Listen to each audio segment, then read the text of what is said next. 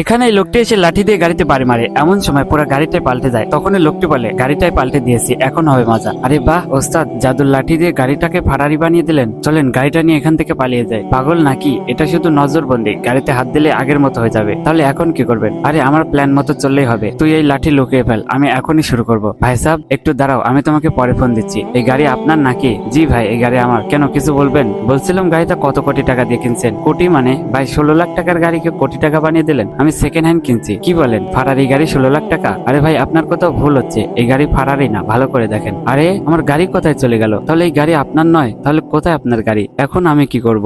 গাড়ি না পেলে আমি তো বরবাদ হয়ে যাব। চিন্তা করবেন না, পাশেই পুলিশ স্টেশন, আপনি গিয়ে একটা রিপোর্ট করে আসেন। আচ্ছা ঠিক আছে, ওই তো পুলিশ যাচ্ছে। আরে পুলিশ ভাই দাঁড়াও। জনাব আমার গাড়ি এখানে ছিল, আমি ফোনে কথা বলছিলাম, তখন আমার গাড়ি গায়েব হয়ে গেছে। আচ্ছা তুমি থানায় চলো, তোমার গাড়ির রিপোর্ট লিখতে হবে। চলো। এমন সময় গাড়ির উপর একটি বল পড়ে, সাথে সাথে গাড়িটি আগের মতো হয়ে যায়। এই বল কোথা থেকে চলে এলো? সব প্ল্যান জলে। জনাব এই তো আমার গাড়ি, এই সব ওদের কাজ। হারামখোর, গাড়ি চুরি করতে আসছিস, চল থানায়।